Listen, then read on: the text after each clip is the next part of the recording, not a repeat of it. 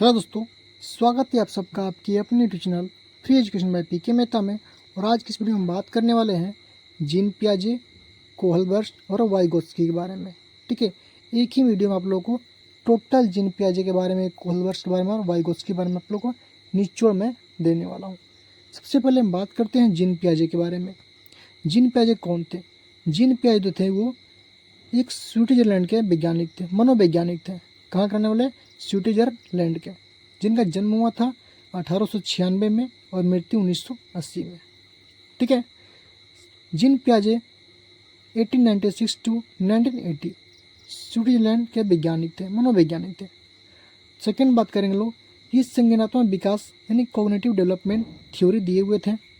ठीक है, जिसका तात्पर्य है बच्चों के सीखने, सूचनाएं एकत्रित करने से इनमें बच्चों का विकास जन्म से जुड़ा आता है। यानी कि जीन पियाजे का कहना है कि जीन पियाजे जो है बच्चों के सीखने और सूचनाएं एकत्रित करने की जो जानकारियाँ होती है, जो नॉलेज होता है, वो संज्ञानात्मक विकास के अंदर आता है। ठीक है, इनमें जो बच्चों का विकास जो होता है जन्म से जुड़ा आता है। यानी कि जब बच्चे जन्म लेते हैं तभी से क्या होता है, उनका विकास जो है उनके जुड़ा आता है, उनके शरीर में विकास होने लगता है। ठीक है, जैसा कि जो बच्चे जन्म लेते हैं, अंगूठा को चूसते हैं, किसी खिलौने को देखना, पकड़ना, रेंगना, ठीक है, आदि क्या होता है जन्म से ही आता है। यानी कि वो गर्भ से सीख कर ही आते हैं, जीन पियाजे का कहना था। ठीक है, जीन पियाजे ने आप लोगों को 4 तरह का हम लोग का बेसिकली विकास की अवसरताएँ की बात की थे, जिसमें ये बात करें हम लोग आत्मसातीकरण। आत्मसातीकरण का मतलब होता है एसिमिलेशन। इसका अर्थात होता है पूर्व ज्ञान के साथ नवीन ज्ञान को जोड़ना।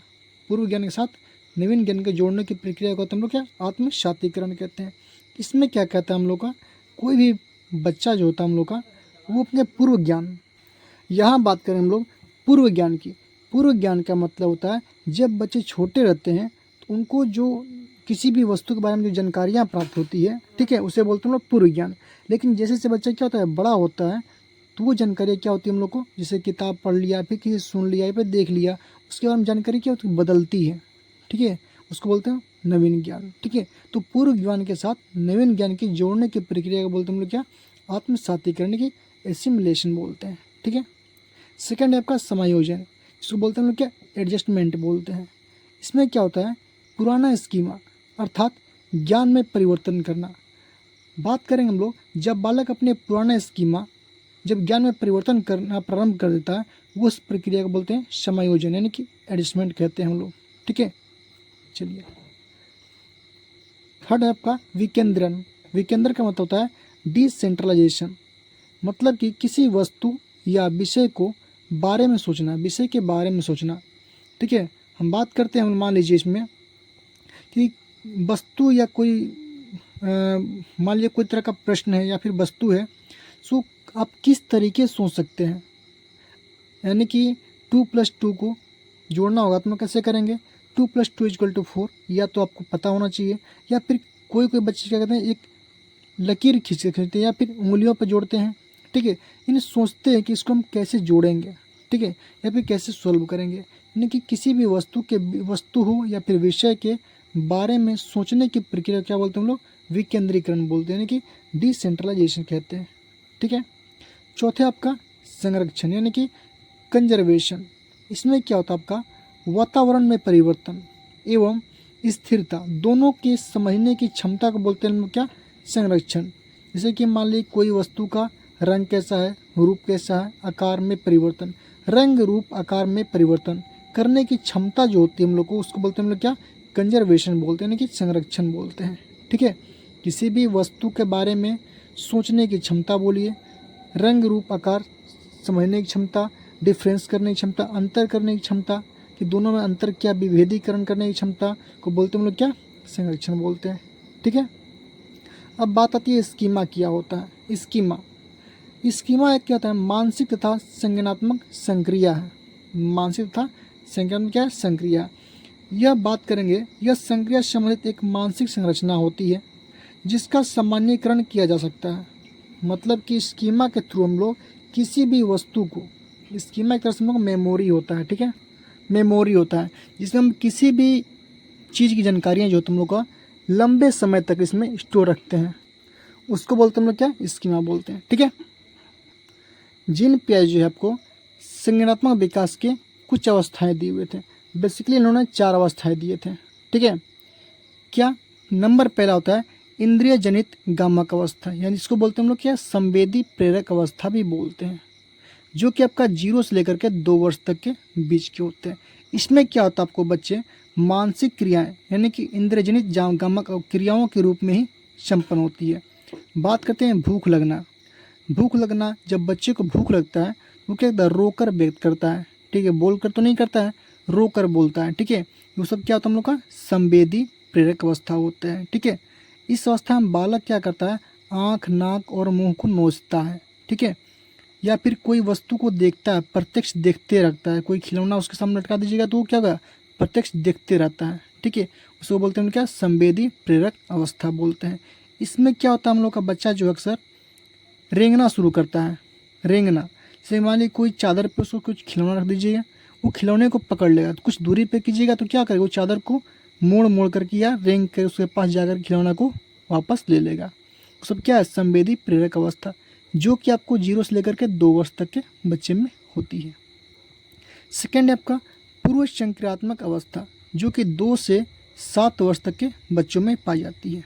इस अवस्था में बालक अपने परिवेश की वस्तुओं यानी कि आसपास की वस्तुओं का को पहचान कर उसमें विभेदीकरण यानी कि उसके में डिफरेंसेस, अंतर स्पष्ट करता है, अंतर ढूंढता है। ठीक है, कि आखिर ये छोटा क्यों, बड़ा क्यों है। ठीक है, वो अंतर ढूंढना शुरू कर देता है।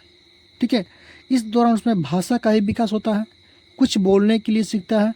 ठीक है, इस अवस्था में बालक में नई सूचनाओं और अनुभवों का संग्रह भी होता है, यानी कि कुछ उसमें सीखने की जिज्ञासा भी होती है 2 से 7 वर्ष के बच्चे में। ठीक है, पूर्व संक्रियात्मक अवस्था को बेसिकली 2 भागों में बांटा गया है। नंबर पहला पूर्व वैचारिक अवस्था, जो कि 2 से 4 वर्ष की होती है। सेकेंड आपका अंतर्दर्शी अवस्था, जो कि 4 से 7 वर्ष तक होती है। बात करते हैं पूर्व वैचारिक अवस्था। तो पूर्व वैचारिक अवस्था क्या होती है, 2 से 4 वर्ष की अवस्था को कहते हैं पूर्व वैचारिक अवस्था। इस अवस्था में बालक वस्तुओं, शब्दों, प्रतिमाओं आदि के विषय में अपना मानसिक चिंतन विकसित करने लगता है। पियाजे ने इस अवस्था में संकेत तथा चिन्ह को चिंतन का महत्वपूर्ण साधन माना है। इस अवस्था में बालक द्वारा किए जाने वाले कार्य यानी कि मुख्यतः अनुकरण तथा खेल के माध्यम से किए जाते हैं। ठीक है, 2 से 4 वर्ष की आयु में। बात करते हैं हम लोग दूसरा अंतर्दर्शी अवस्था। इसमें क्या होता है, 4 से 7 वर्ष की जो मध्य होती है, क्या अंतर्दर्शी अवस्था बोलते हैं। इसमें क्या होता है, बालक चिंतन एवं तर्कना करने से पहले पहले के कंपेयर में, यानी कि 4 से 7 वर्ष में जो उम्र में जो बच्चे होते हैं, वो 2 से 4 वर्ष की उम्र के जो बच्चे कंपेयर में, तुलना में क्या करते हैं, अधिक चिंतन। ठीक है, पहले से चिंतन करने में क्या होता है, परिपक्वता हासिल कर लेते हैं, यानी कि थोड़े से समझदारी से चिंतन करते हैं। या फिर कोई वस्तु को बोलने से पहले बात करते हैं।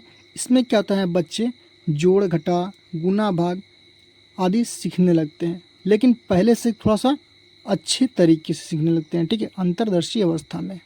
ठीक है, बात करते हैं तीसरा में मूर्त संक्रियात्मक अवस्था, जो कि होता है आपका 7 से लेकर के 11 वर्ष तक आयु को बोलते हैं क्या, मूर्त संक्रियात्मक अवस्था। ठीक है, इसमें क्या होता है, हम लोग को वस्तुओं को पहचानने और उसका विभेदीकरण करने में, यानी कि अंतर स्पष्ट करने, डिफ्रेंशिएशन करने में की जो क्षमता होती है, अंतर स्पष्ट करने की जो क्षमता होती है, उसमें काफ़ी विकास हो जाता है। ठीक है, किसमें, मूर्त संक्रियात्मक अवस्था में। ठीक है, इस अवस्था में क्या होता है, अधिक क्रमबद्ध एवं तर्क संगत रूप से चिंतन करना प्रारंभ कर देते हैं।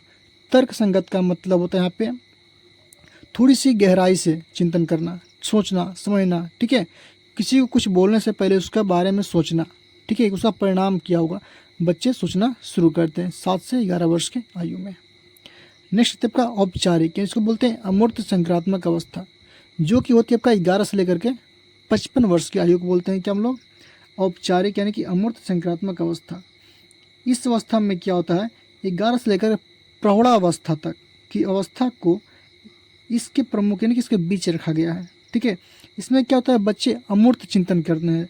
अमूर्त चिंतन का मतलब होता है अपने विकास को ऊंचाइयों तक पहुंचाने की कोशिश करते हैं। ठीक है, अर्थात सोचने समझने और निर्णय लेने की क्षमता का इसमें विकास होता है। बेसिकली आपको निर्णय लेने की क्षमता, कोई भी उसको काम कीजिएगा उसको कैसे करना है बिना किसी का सहयोग के, खुद का डिसीजन लेना है, कैसे करना है, यानी कि निर्णय लेना की क्षमता को विकास होता है किसमें, औपचारिक अमूर्त संज्ञानात्मक अवस्था में, जो कि आपका होता है 11 से लेकर के 15 वर्ष के बीच होता है। तो जीन पियाजे के बारे में बेसिक सा इतना था। अगर इतना आप पढ़ लेते हैं आप लोगों को, तो कहीं ना कहीं 1 से 2 नंबर आपको एग्जाम में, सीटेट के एग्जाम में पूछे जाएंगे। 1-2 नंबर का पक्का इससे होने वाला है।